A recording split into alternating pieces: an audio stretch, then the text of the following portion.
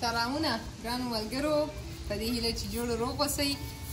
پیرکي پخوم بولاني، نه پوهېږم ستاسو په سیمه کې به ورته څه وایي، نوم یې څه دی راته کمنټونو کې ولیکئ.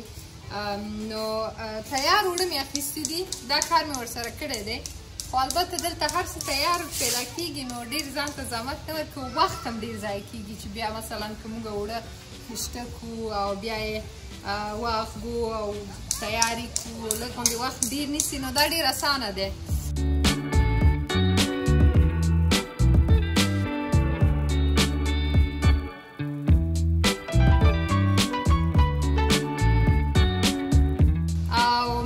ترڅنګ دا مې شلومبې ورسره کړي دي، نو پیرکي سره بیا شلومبې ډېرې خوند کوي او زه به تاسو ته وښیم چې څنګه یې پخوم. دلته ګوري دا برقي دغه دی کړایي دی، دې باندې ږدي، اسانه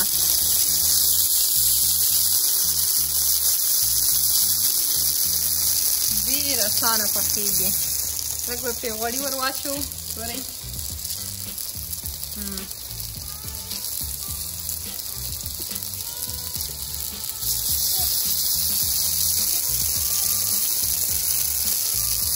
یوازې نه خورم، بیا ماته ونه ویل چې یوازې مقصد ټول تاسو زما مېلمانه یاست، راشئ وخورئ پیرکي را سره د فیسبوک د لارې البته.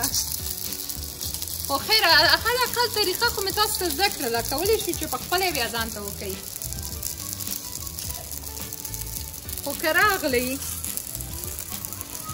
زه مو پوروړې یم د پیرکیانو، زه یې درته پخوم، سمه ده؟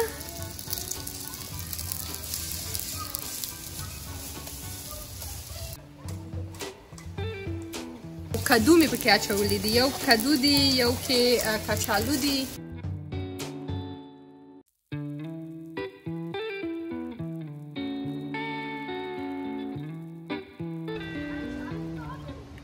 بولانی خو تیار شوله.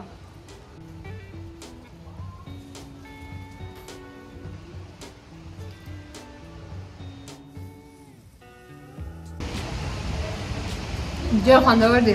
استاد وزیر خلیل